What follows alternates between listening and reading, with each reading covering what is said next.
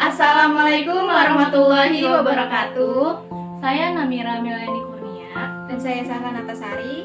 Kami dari Fakultas Hukum Universitas Bina Bangsa semester 7. Di sini kami akan membuat video tentang legal opinion untuk memenuhi mata kuliah Klinik Hukum Pidana. Langsung saja ke videonya. Baik, sebelum kita lanjut ke materi, sebelumnya saya akan menjelaskan tentang apa itu legal opinion. Legal opinion adalah sekumpulan dokumentasi tertulis dari pendapat advokat. Pendapat advokat tersebut juga bisa dari swasta maupun pemerintahan. Tujuannya agar membela suatu klien. Baik, di sini juga saya akan menjelaskan isi dari legal opinion. Isi dari legal opinion itu yang satu identitas aturan hukum, yang kedua identitas fakta hukum, dan yang ketiga inventarisasi aturan hukum, dan keempat kesimpulan. Oke, selanjutnya saya akan menjelaskan tentang tujuan dibuatnya suatu legal opinion. Jadi, tujuan dibuatnya suatu legal opinion adalah untuk memberikan pendapat atau persoalan hukum yang sedang dihadapi oleh klien. Nah, agar klien didapat suatu keputusan atau tindakan yang tepat atas kejadian hukum tersebut. Nah, selanjutnya siapa saja sih yang membutuhkan legal opinion tersebut? Jadi legal opinion itu dibutuhkan untuk semua kalangan masyarakat, baik sektor swasta, pemerintah, masyarakat, atau kelompok-kelompok tertentu dengan berbagai kepentingan. Nah, kelompok-kelompok tertentu ini biasanya membutuhkan legal opinion untuk memecahkan kasus atau perkara mereka. Di samping itu juga masyarakat juga membutuhkan untuk apa? Membutuhkan untuk bagaimana menyelesaikan permasalahan yang ada di sekitar masyarakat. Jadi saya sedang menggarap sebuah proyek apartemen.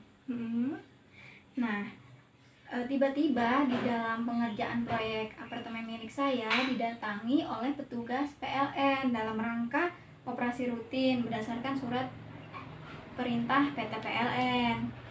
Nah, pada saat proses pemeriksaan tersebut ternyata ditemukan bukti bahwa adanya sambungan KWH meter milik PT PLN di proyek apartemen milik saya. Nah, ternyata telisik punya telisik sambungan tersebut dilakukan oleh karyawan saya yang bernama Pak Rahmat. Nah, dalam kasus ini saya pun tidak tahu menahu, Bu, atas tindak pidana yang dilakukan oleh Pak Rahmat tersebut. Nah, jadi gini, Bu, saya punya pertanyaan. Yang pertama, apakah saya selaku pemilik proyek apartemen tersebut dapat dijerat saksi pidana yang notabene-nya saya tidak tahu menahu atas tindak pidana yang dilakukan oleh Pak Rahmat tersebut. Dan yang kedua, kira-kira pasal apa, Bu, yang dapat dijerat dalam kasus ini, gitu, Bu? Oh ya, baik, saya akan jelaskan ya, Bu ya. Walaupun Ibu sebagai pemilik dari perusahaan tersebut tidak mengetahui adanya kejadian tersebut, namun Ibu juga akan dimintai keterangan saksi. Keterangan saksinya itu berupa the audit namanya, Bu. The audit itu artinya walaupun saudara tidak melihat kejadian tersebut atau tidak mendengar, bahkan tidak melihat, kan? Ya. Tapi Ibu akan dimintai keterangan saksi tersebut. Baik, Bu, jadi pertanyaan yang kedua mengenai pasal apa sih yang dapat dikenakan pasal kepada tersangka yang telah mencuri kabel milik perusahaan tersebut, ya kan? Pasal yang akan dijerat pada tersangka tersebut yaitu pasal 51 ayat 3 Undang-Undang Republik Indonesia nomor 30 tahun 2009, yaitu tentang tenaga listrik. Berbunyi, barang siapa orang yang bukan haknya mencuri listrik secara melawan hukum akan dikenakan sanksi pidana maksimal 7 tahun dan denda maksimal 2.500.000.000 rupiah, Bu. Seperti itu. Oke, baik Bu, terima kasih. Baik Bu, saya sekarang akan menjelaskan kasus kronologi terjadinya suatu di mana odong-odong tersebut konvoi nih Bu ya di Kecamatan Keragilan, Desa Silbu pada pukul 11 siang. Jadi awal mulanya itu ada 2 odong-odong yang ingin melintas rel kereta api. Odong-odong tersebut konvoi Bu tadinya nih dua odong-odong ini. Odong-odong pertama dia sudah mengetahui mau adanya kereta. Pada saat itu di desa Silebut tersebut rel keretanya tidak memiliki palang. Si odong-odong pertama dia tuh sudah tahu Bu, dia tuh tahu mau ada kereta, namun yang pertama berhasil melewati rel kereta tersebut. Namun yang kedua nih Bu, odong-odong yang kedua tersebut tidak berhasil. Dia akhirnya tertabrak oleh kereta yang arah dari Merak menuju ini Bu, Rangkas Bitung.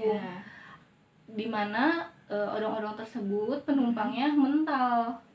Penumpangnya tersebut berjumlah 20 orang. 9 orang meninggal dunia dan 11 orang luka berat. Yang saya ingin pertanyakan dari Ibu adalah apa sih Bu, siapa yang salah dari kasus tersebut? Apakah dari pemerintah tersebut karena dia lalai dalam tidak mengurus dari pintu rel kereta tersebut, atau dari pihak odong-odong tersebut? Dan apa juga pasal yang dapat dijerat dari tersangka tersebut? Pertanyaan Ibu tadi saya akan menjawab ya Bu. Jadi gini, walaupun kecelakaan tersebut diakibatkan karena tidak adanya palang rel kereta, namun sopir odong-odong mengetahui bahwa akan ada kereta yang melewati rel tersebut. Namun sopir odong-odong tersebut tidak menggubris Bu. Jadi dia itu termasuknya kelalai hingga mengakibatkan korban jiwa dan juga yang lainnya luka-luka. Nah, di dalam kasus ini sopir odong-odong dapat didakwakan UU nomor 22 tahun 2009 tentang lalu lintas dan angkutan jalan. Nah, selain itu juga dia dapat didakwakan karena kelalaian mengemudi, begitu Bu. Oh begitu, dari kasus saya tersebut. Terima kasih ya Bu ya.